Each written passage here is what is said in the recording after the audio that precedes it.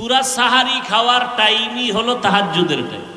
তো বাঙালি এত খারাপ, খাইতে খাইতে খাইতে খাইতে আজান দেয় আর পরও খায়। কি তার তাহাজ্জুদ পড়বে কখন?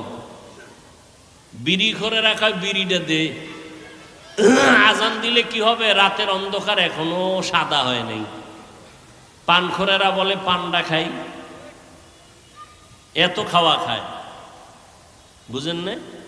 First floor, second floor, third floor, basement সুদ্ধা ভরপুর করে ফেলে, খালি খাওয়া ভিতরে ঢুকাইয়া। এখন আর বসতেও পারে না, দাঁড়াইতেও পারে না। তো সাহারি যদি খায় ফজর ভরা লাগবে না? তো বাসার পাশেই মসজিদ, যাওয়ার উপায় নাই, যেই খাওয়া খাইছে ঘরে বই এই নামাজ পড়ার উপায় নাই। এবার মাসআলা তালাশ করে যে শুয়া শুয়া ভরা যাবে নাকি। অথচ রসুলের সুন্নত কি? সাহারি খাওয়া সুন্নত। সাহারি খাওয়া কিছু খাদক আছে, এরা চিন্তা করে সারা দিন কয় ঘন্টা না খায়া থাকমু, তাহলে এটা কাভারেজ কেমনে দেওয়া যায়? বেসমেন্ট ভালো করে সাজাই, জনমের মতো গাদাই, খাইতে খাইতে খাইতে খাইতে গলা পর্যন্ত, আর পাগলের মতো হয়ে যায়। সারাদিন থাকবে কেমনে? অথচ বেশি খাইলে মানুষ বাঁচে না। খানার একটা লিমিট আছে। রসুল সুন্নাত বলেছেন, আমার রসুল তো একটা খেজুর একটু পানি দিয়ে সাহারি খেয়েছেন। সাহারি সুন্নাত, এটা আপনাকে গ্রহণ করতেই হবে। কিন্তু তার মানে না জনমের মতো খাবেন, সুন্নাত অনুযায়ী খাবেন।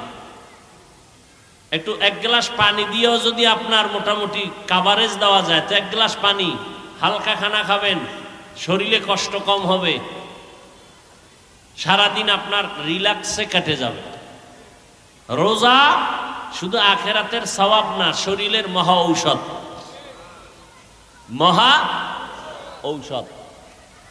তাহলে সাহারি খাবো, আর 2 রাকাত কমপক্ষে তাহাজ্জুদ পড়ব ইনশাআল্লাহ।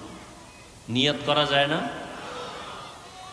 খবরদার, এই বরকতের মাঠ যেন আমার থেকে ছুটে না যায়। চোখের হেফাজত, হাতের হেফাজত, কানের হেফাজত, জবানের হেফাজত রমজানে আর একটা বড় আমল বলবো, কোরআন শরীফের তেলাওয়াত। কিসের তেলাওয়াত? কোরআনের তেলাওয়াত। নিজে নিজে পইরা 1 খতম কমপক্ষে, তারাবির মধ্যে পড়বেন আর 1 খতম। খতমে তারাবির ভেতরে ছুইটা গেলে কিন্তু খতমের লাইন ছুটে যাবে। এই জন্য প্রতিদিন তারাবির মাধ্যমে একটা খতম পড়েন, নিজে নিজে তেলাওয়াত করে খতম করেন। একবার আলহামদু, 3 বার কুল হু আল্লাহ দিয়ে কি খতম? হ্যাঁ, খবরদার আল্লাহকে ধোকা দিবেন না। তারাবির নামাজ পড়ো। কয় রাকাত? যখন মাজায় সমস্যা যে 8 রাকাতের বেশি পারেন না, এখন থেকে ট্যাবলেট খান। কারণ রমাজানে একটা নফল ফরজের সমান। এই সুযোগ কি আর 1 বছর পরে পাবেন? গ্যারান্টি আছে? গত রোজায় কত আল্লাহর বান্দারা ছিল, আজকে নাই। কথা ঠিক না? কোমরে গামছা বেঁধে রেডি হয়ে যান। 1 নফল ফরজের সমান, 1 ফরজ 70 গুণ বেশি। অতএব আমি যতবারই বেশি করব, কম করব না ইনশাআল্লাহ। কয় রাকাত? সাহাবায়ে কেরাম 20 রাকাত তারাবি পড়েছেন। কেউ যদি তর্কে জড়াইতে চায়, তাকে শান্ত মেজাজে বলবেন, কোনো তর্ক নাই। তুমি যদি বলো 8, 9, 8-এর বেশি না, আমি তোমার কথা মেনে নিলাম, আমি তারাবি 8 রাকাতই পড়ে নিলাম, বাকি 12 রাকাত ছাড়ব না, নফল হিসাবে পড়ব। 1 নফল কত দাম? একটা নফলের দাম কত? ফরজের সমান, ঠিক না? তাহলে ওর সাথে ঝগড়া থামানোর জন্য মেনে নিলাম তোর 8 রাকাত, বাকি 12 রাকাত আমি ছাড়ব কি হিসাবে পড়ব? ওকে জবাব দিব এটাই। তারপরে তোমার কলবের জ্বলন নিববে না? যদি না নিবে তাহলে বরফওয়ালা পানির মধ্যে আধা ঘন্টা ডুব দাও, শরীরের গরম কমে যাবে। সাহাবায়ে কেরাম করতে পারলে আপনারা পারবেন না কেন? কমপক্ষে 20 রাকাত পড়তেই হবে, কোনো দুর্বলতা যেন আমাদেরকে ধরতে না পারে। তাহলে দিনের বেলা রোজা, রাতের বেলা তারাবি, রাতের বেলা আরো একটা বরকতের টাইম হলো সাহরি খাওয়ার পুরা টাইম তাহাজ্জুদের টাইম। 11 মাস যদি আপনাকে টাকা দিয়ে বলি প্রতি রাত আপনি কমপক্ষে 2 রাকাত তাহাজ্জুদ পড়বেন, 1000 টাকা দেওয়া হবে। পারবেন? অনেকে বলবে টাকা উল্টা আপনাকে দিব, আপনি আমারটা ভইরালেন। দারুল উলুম ঢাকা মেস মাদ্রাসা কর্তৃক আয়োজিত বার্ষিক ইসলাহি মাহফিল 5 মার্চ 2024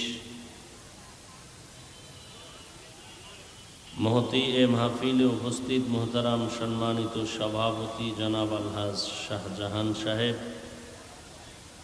প্রধান অতিথি জনাব ডক্টর মোহাম্মদ আওলাদ হোসেন এমপি মহোদয়, অন্যান্য অতিথিবৃন্দ, হযরত উলামায়ে কেরাম।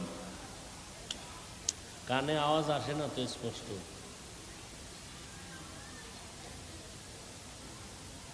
আল্লাহ পাকের দরবারে লাখ কোটি শুকর ও সুজুদ যে মহান রব্বুল আলামিন এ ফিতনার যুগে হাজারো লাখো মানুষের মধ্য থেকে বাছাই করে পৃথিবীর শ্রেষ্ঠ মজলিস, বেহেশতের বাগান, ওলামায়ে আহলে হকের মজলিস, গুনাহ মাফের মজলিস, তওবা কবুলের মজলিসে আমাদেরকে আসা বসার তৌফিক দান করেছেন। নিয়ামতের শুকর আদায়ার্থে সকলেই পড়ি আলহামদুলিল্লাহ। দরুদ ও সালাম সৈয়দুল মুরসালিন রহমাতুল্লিল আলামিন, শফিউল মুজনিবিন, খাতামুন নবিয়্যিন, সৈয়দুস সাকালাইন, ইমামুল মুরসালিন, শফিউ আযম, রসুল আকরাম, রহমত আলম, নবিয়ুল আরব আল আজম, হাবিব কিবরিয়া, আশরফুল আম্বিয়া, সৈয়দুল আম্বিয়া, শফিউ মাহশর, সাকি কৌসর, আকা নামদার, মদীনা का ताजदार, आफताब नबूवत, फ़ख्र मौजूदात, सैयदुल मखलूक़ात, हज़रत मुहम्मदुर रसूलुल्लाह सल्लल्लाहु अलैहि व आलिहि वसल्लमेर ऊपर সর্বোপরি শুকর যাদের অক্লান্ত পরিশ্রমের মাধ্যমে আজ সুন্দর আয়োজন, সময় পরামর্শ অর্থ দিয়ে দোয়া করে উপস্থিত হয়ে মাইক লাইট প্যান্ডেলের ব্যবস্থাপনার মাধ্যমে সহযোগিতার হাত যারা বাড়িয়েছেন প্রত্যেককেই আল্লাহ পাক এ খিদমতের বরকতে দুনিয়াতে শান্তি, পরকালে চিরমুক্তির ব্যবস্থা করে দিন। হযরত উলামায়ে কেরাম আলোচনা করেছেন, ইনশাআল্লাহ আমার পরেও আলোচনা চলবে।